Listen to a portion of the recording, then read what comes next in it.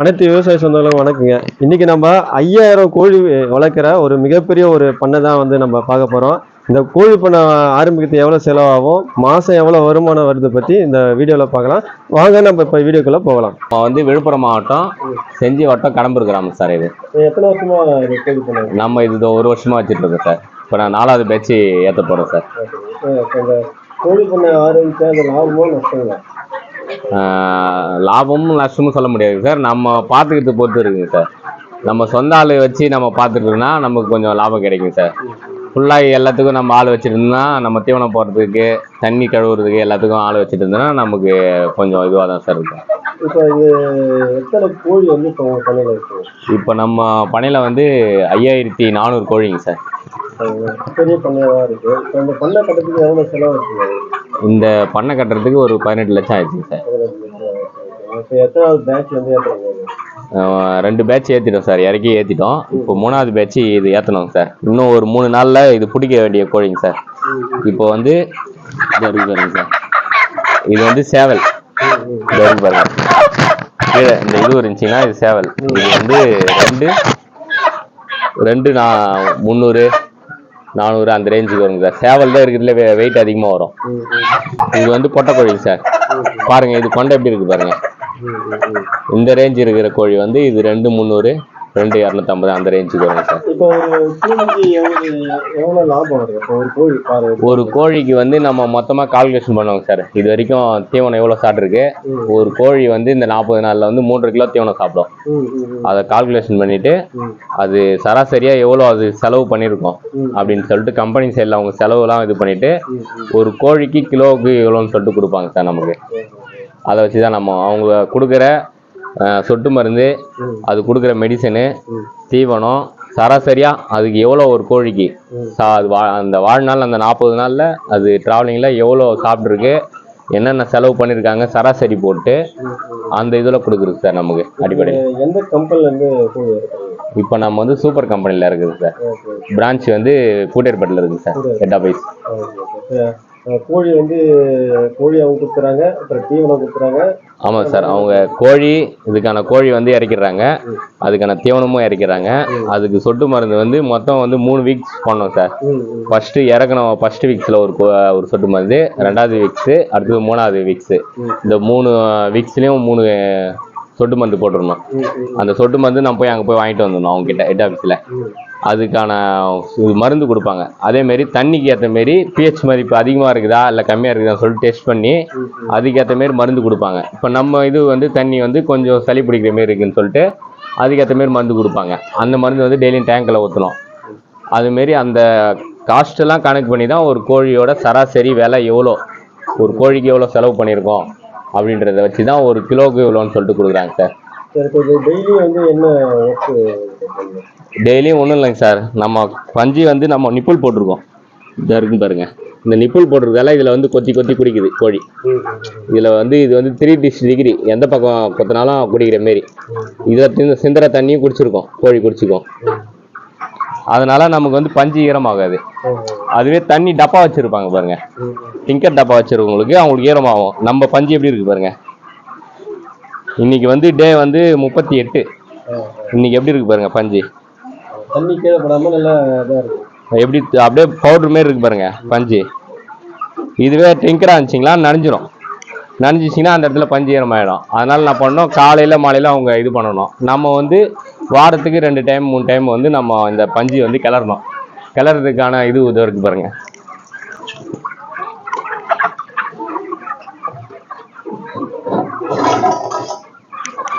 இது ரெடி பண்ணி வச்சிருக்கோம் சார். நம்ம இதெல்லாம்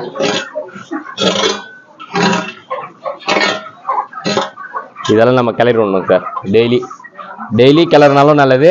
நம்ம வந்து நிப்புள் சிஸ்டம் போட்டிருக்கிறதால நம்ம வீக்ஸுக்கு 2 டைமு, ஒரு வாரத்துக்கு 2 டைம் இல்லை 3 டைம் அதுமாரி தான் சார் நம்ம இது பண்ணுறது. இது வந்து காலையில் வந்து பஞ்சு கிளறது எப்பவுமே காலையில் மார்னிங் டைமில் தான் பண்ணணும். நம்ம மார்னிங் டைமில் இது பண்ணிவிட்டு இப்போ வந்து டே வந்து இதுவாகிடுச்சு. இப்போ வந்து பெரிய பிடிக்கிற கோழி 38 ஆகிடுச்சு. அதனால் வந்து அவங்கள ஓட்டி விட்டுட்டே இருக்கணும். தீவனம் எடுக்குதா என்னன்னு சொல்லிட்டு பார்த்துட்டே இருக்கணும், ஓட்டி விட்டுட்டே இருக்கணும், தண்ணி இருக்குதான்னு சொல்லிட்டு செக் பண்ணிகிட்டே இருக்கணும். இது வந்து காலையிலேருந்து இது வரைக்கும் போயிட்டுருக்கு. நம்ம வந்து ஈவினிங் தான் தீவனம் கொட்டணும். கொட்டும் போது இதை பாருங்க. இப்போ வந்து இன்னைக்கு போடுறதுக்கு வந்து தீவனம் எப்படி இருக்கு பாருங்க. இன்னைக்கு வந்து டே வந்து இன்னைக்கு வந்து 38 தீவனம் எப்படி இருக்கு பாருங்க. பெரிய தீவனமா இருக்கும். ஏன்னா 4 நம்பர் வந்து 4 நம்பர் இருக்கு. தீவனம் மட்டும் இருக்கு பாருங்க. 4 நம்பர் இருக்கு. இப்போ வந்து 4ஆம் நம்பர் போட்டுருக்கோம் நம்ம ஃபினிஷிங் டைம்ல. அந்த ரேஞ்சுக்கு போயிட்டுருக்கோம் சார்.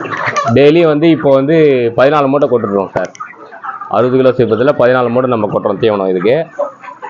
இன்னும் 3 நாளில் இது பிடிச்சிருவாங்க சார். இப்போ ரம்ஜான் பண்டிகை வருது இல்லைங்களா, அந்த பண்டிகை பிடிக்கிற மாரி பிடிக்கிறாங்க. இப்போ இது நோயின்னு பார்த்தா என்ன வருங்க? இது வந்து ஹீட்டுனால காற்று வசதி இல்லைன்னா, இப்போ மழை பெஞ்சிருக்கு, நேற்று மழை பெஞ்சிருக்கு. இன்னைக்கு வந்து காற்று வசதி இருந்துச்சிங்கன்னா அது கரெக்டாக இருக்கும். அதுக்கான ஆக்சிஜன் கரெக்டாக இருக்கும். சப்போஸ் காற்றே இல்லாமல் கூலிங்காக இருந்தாலும், காற்று இல்லாமல் இருந்தால் அவங்களுக்கு வந்து கொஞ்சம் ரொம்ப மூச்சு திணறல் இருக்கும். அதனால வந்து ஹீட்டில் நிறைய பேர் ஒருத்தராக இதுவாக ஆரம்பிப்பாங்க. அது இல்லாமல் நான் பார்த்துக்கணும். அந்த டைம் உடனே ஹீட் ஆகுங்களா, ஃபேன் போட்டு விட்டுருணும். நம்ம ஃபேன் இருக்குங்க சார், காற்றே இல்லாத போது நம்ம ஃபேன் போட்டு விட்டுருங்கன்னா நமக்கு வந்து அவங்க காற்றுக்கு ஏற்ற மாரி வந்து நின்றுப்பாங்க சார். நிப்பிள் செட் பண்ணியிருக்கோங்க சார். அந்த நிப்பிளுக்கான டப்பா கண்ட்ரோல் டேங்க்லேருந்து வந்து இதில் கண்ட்ரோல் ஆகி இந்த பால் இருக்குது பாருங்க, இதில் தான் ஃபில்டர் பண்ணி இதுக்கு கொடுக்குது. எதுவுமே எந்த ஒரு இதுவும் போய் அதில் அந்த கொத்தும் போது அதில் அடிச்சிக்கும். அந்த நிப்பிள் பின்னில் அடிச்சிக்காத அளவுக்கு இதில் வந்து ஒரு 5 லிட்டர் தண்ணி கொள்ளுங்க சார். நம்ம சப்போஸ் மருந்து என்ன போனால் நம்ம தொட்டியில் போய் போட வேண்டிய அவசியம் இல்லை. இதிலே போட்டுக்கலாம். நம்ம அதுக்கு ஒரு பெனிஃபிட் தருக்கலாம். இது கண்ட்ரோல் என்னன்னா, இது வந்து ஹைட்டுக்கு ஏற்ற மாரி சின்ன கோழியாக இருக்கும்போது கீழே இருக்கும். இப்போ பெரிய கோழி ஆயிடுச்சுன்னும் போது அதுக்கேற்ற மாரி நம்ம இதை தூக்கி விடணும். ஏற்றணுங்கலாம் இது ஏறும். அதுமாரி நம்ம இது பண்ணணும். ஆமாங்க சார். நாளைக்கு எத்தனை மணி நேரம் வேலை செய்யணும்? இது மார்னிங்கில் ஒரு 2 மணி நேரங்க சார், ஈவினிங்கில் ஒரு 3 மணி நேரங்க சார். மொத்தத்தில் ஒரு 5 மணி நேரம். அதுவே அதிகம் சார் நம்ம இன்வெஸ்ட்மெண்ட் பண்ணுறது. அதிகபட்சம் நல்லா வேலை செய்ய தெரிஞ்சவங்க கொஞ்சம் நல்லா வேலை செய்ய ஈஸியாகும் போது ஒரு காலையில் ஒரு 2 மணி நேரம், ஈவினிங் ஒரு 2 மணி நேரங்க சார். அந்த மட்டும் தான் நம்ம ஒரு பார்ட் டைம் ஜாப் மாரி பண்ணலாம். நம்ம வேலைக்கும் நம்ம வேற என்ன வேலையும் செய்யலாம், இது பண்ணலாம். நம்ம இதே இது பண்ணாமல் இப்போ ஒரு விவசாய வேலை செய்யலாம். காலையில் வந்து இது அவங்களுக்கு தீவனம் இதெல்லாம் போட்டு தண்ணிலாம் இதான்னு பார்த்துட்டு நம்ம கழனி வேலை போய் பார்த்துட்டு ஈவினிங்கில் அதுமாரி அவங்களுக்கு வந்து தீவனம்லாம் போடுறது பார்த்துக்கணும் சார். சரி, இப்போ இது வந்து எத்தனை நாள் இது வந்து குஞ்சு விட்டு எத்தனை நாள் வந்து இது டே வந்து 40 நாளில் பிடிச்சிடுவாங்க சார். 40 நாள் 42 நாளில் வந்து கம்ப்ளீட் பண்ணுறோங்க சார். அவங்க வந்து டே வந்து 37லேருந்து பிடிக்க ஆரம்பிப்பாங்க சார். 37, 38, 39, 40, 41 அந்த 5 நாளில் பிடிக்க ஆரம்பிப்பாங்க சார்.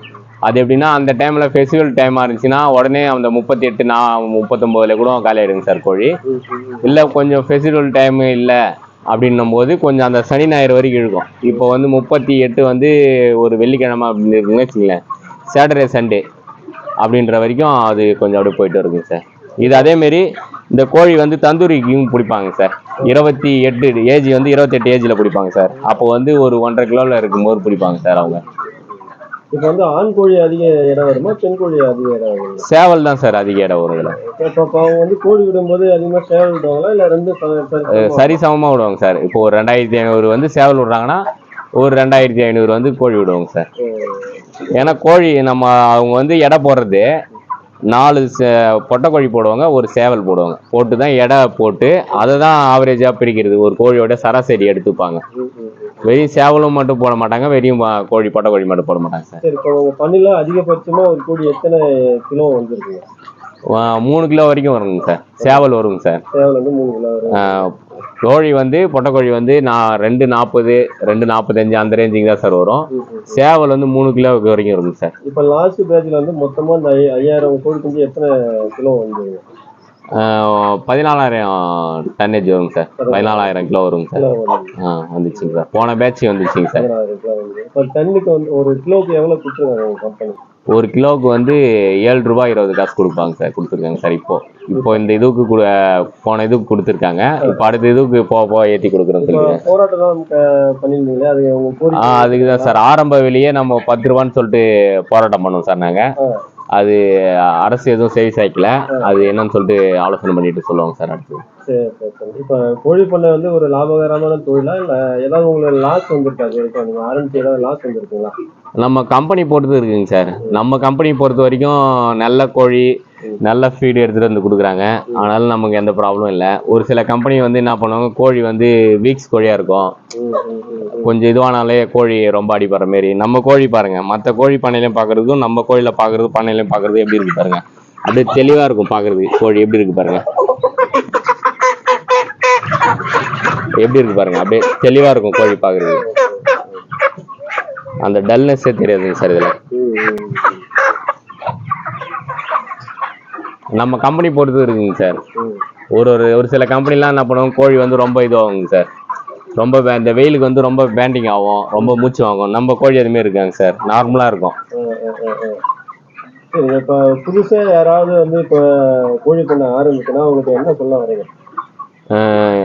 அவங்க வந்து கொஞ்சம் கொஞ்சமாக எடுத்த உடனே கட்டி இது பண்ணி அதுலேருந்து எடுக்கணும்னு சொல்லிட்டு நினச்சிட்டு வரக்கூடாதுங்க சார். இதில் கொஞ்சம் கொஞ்சமாக இதை கட்டும் போதும் கொஞ்சம் கொஞ்சமாக அவங்க ஷெட்டு முதல்ல வந்து கல்கம் நடுறதோ இல்லை ஆங்கில் போடுறதோ அந்த ஏப்ரம்லாம் போட்டுட்டு ஷீட்லாம் போட்டுட்டு அதுக்கான டப்பாலாம் அப்படியே இது பண்ணுறதுக்கு ஒரு 1 இயர் கொஞ்சம் கொஞ்சமாக வேலை செய்யணும். அவங்க செஞ்சு முடிச்சுட்டு அவங்க எடுத்த உடனே அதுக்கான இது ப்ராஃபிட் எடுக்க முடியாது சார்.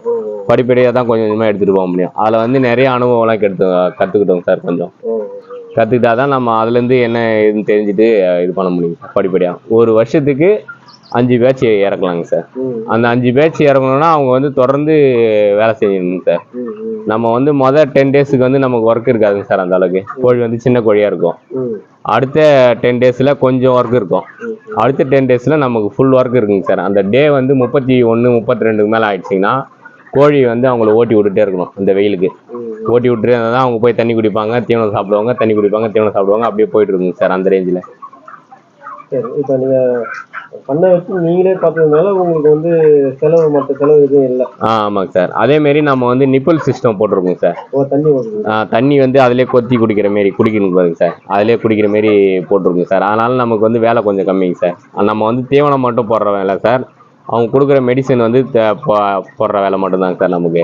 மற்றபடி வேறு எதுவும் வேலை இல்லைங்க சார் நமக்கு. இல்லை, நீங்களும் கோழி பண்ணணும்னா பண்ணுங்கள், கண்டிப்பாக பண்ணலாம். இது நம்ம ஒர்க் பண்ணிவிட்டு நீங்கள் எந்த ஒர்க் பண்ணிட்டோம் ஒரு பார்ட் டைம் ஜாப்பாக கண்டிப்பாக பண்ணலாம். உங்களுக்கு யூஸ்ஃபுல்லாக இருக்கும். ஷெட்டு போடுறதுக்கு தான் உங்களுக்கு செலவாகும்னு சொல்லிட்டு எல்லோரும் யோசிப்பாங்க. போட்டதுக்கப்புறம் வேலை அதுக்கு தகுந்த மாரி இப்போ வந்து எல்லாத்துக்குமே இப்போ ஃபீட் நம்ம தண்ணி குடிக்கிறதுக்கு எப்படி நிப்பிள் சிஸ்டம் இருக்கோ ஃபீடுக்கும் அதுமாரி இருக்குது, மிஷின் இருக்குது. எல்லாமே இயந்திரத்தில் இப்போ கொண்டு வந்துட்டாங்க. அதுமாரி கூட போட்டுட்டு நீங்கள் மெயின்டைன் பண்ணலாம். முடிஞ்ச வரைக்கும் நீங்கள் சொந்த பர்சனல் ஆளே யூஸ் பண்ணுங்கள். யூஸ் பண்ணால் உங்களுக்கு லாபம் தான், நல்ல லாபம் தான். கண்டிப்பாக பண்ணுங்கள், நல்ல லாபத்தை தான் கொடுக்கும். மறக்காமல் சப்ஸ்கிரைப் பண்ணுங்கள், லைக் பண்ணுங்கள். உழவி மகன் சேனலை லைக் பண்ணுங்கள், சப்ஸ்கிரைப் பண்ணுங்கள். நன்றி.